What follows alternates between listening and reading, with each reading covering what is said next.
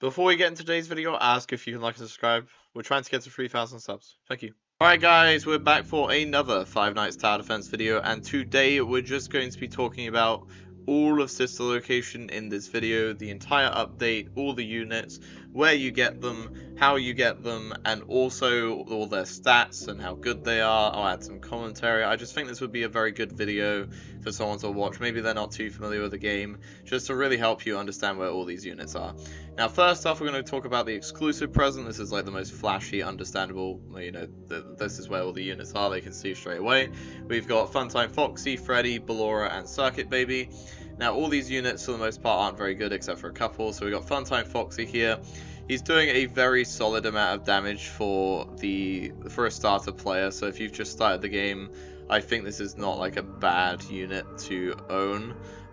He's doing, you know, a good amount of damage. Funtime Freddy also doing 800 DPS with Splash. For a brand new player, of course, that is actually very solid amounts of damage. Like, I don't think anyone's gonna, you know, suffer for using that. Ballora is very interesting, being the first cooldown booster in the game.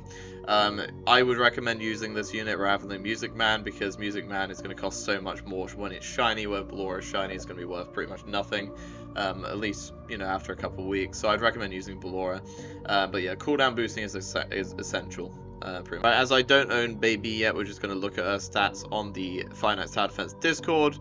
She's doing a very hefty amount of damage, 1250 DPS. Well, it's not very hefty, but it's, you know, splash stun, free placements. I think this is probably a better Endo 05, better Lolbit, so I'd recommend using this unit over the others in terms of splash stun.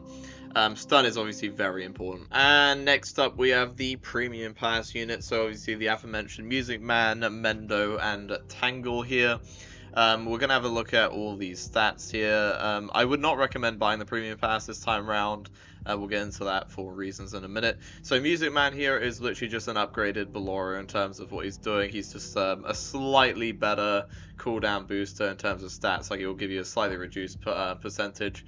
I would not recommend getting Music Man like the shiny, just because he is actually not really worth it. There is a very small difference between him and Ballora, and I just don't think most players really, it would be in the best interest to spend like 10 to 13,000 souls on Music Man like I'm seeing, like the shiny versions. Now next up we're going to go into Mendo and Tangle. So we're going to look at the free variant of the Premium Pass first, which is going to be Tangle, who's doing 2,000 damage every second, splash with free placements with 25 range. Yeah, 6,000 DPS. She is absolutely insane, to be honest with you. I think she's actually better than the Mendo, which is the Premium Pass variant of this, which I think would be one of the first times that the free pass is actually better than the Premium Pass, like just objectively, pretty much. I would not be surprised if Tangle receives a rather harsh nerf, or she's already received harsh nerf, because it's actually, we're a little bit behind in terms of the actual stats here. So let's have a look at Mendo here. Yeah, he's doing 1500 DPS. Yeah, he's not very good. He's only got 3 play. Yeah, well, he's good, but he's just worse than Tango, which is actually kind of incredible, really. Now we have the clan presence here, so you're just going to want to click the 2 swords clashing against each other there. So you get the presence here. The epic, you have a 99.5%, and then you, for the actual nightmare unit, you only have a 0.5% chance. So for the unit that you're actually going to receive all of the time, it is going to be a Bonnet. Quite interesting that they chose to make Bonnet a starter unit, though, considering that I'm pretty sure they actually said to us they're not going to make starter units anymore, or they're going to heavily reduce. It's quite interesting. So Bonnet actually has been nerfed. I think she was doing 400 damage, and now she's doing 200. So yeah, she's not very good. I think you could tell that. But like, for a brand new player, again, if you manage to get Bonnet, like, you're not doing too badly for yourself. Now in terms of for Endo 05, I'll showcase the stats now. Now he had a very harsh nerf here, so he's gone from cooldown 1 to I think 4.2. The damage range and the placement has been reduced to 2. Just a brutal nerf. Now next up we have Elizabeth, the starter pack unit, costing I think 249 Robux. I've seen a lot of people kind of glazing this unit, pretending that they're a lot better than they actually are. Just to let you guys know, no, she does suck. It is okay, sometimes the developers just release bad units, right? So usually you'll see a little present icon next to on top of the clan units. Yeah, as you can see here, she's actually been buffed, I do believe. So she's doing 300 DPS, doing 30% slow with 3 placements. Yeah, she's bad, alright? I just want you to understand that. Now, next up, we have Lolbit, one of my favorite units, actually, that I've released during this update. It's a very similar style unit to Baby and Yendo, or Endo 05. So 2,500 Robux for Lolbit. Now, this is going to be inaccessible to most players, and even if you had the Robux required, I would actually not recommend that you buy this Lolbit. Now, just to go over what she actually does, 900 DPS with 2 placements, cone AoE stun. She's not really worth it, in my opinion, to actually grab. I'd wait for her to be like a much lower in value so you can go trade for her with another player. But, you know, the value in her is not her damage, but it's her stunning ability, which is just absolutely essential in my opinion. Now, next up, we have the evolutions that are not technically a part of Dislocation itself, but a part of the update that they released alongside the update.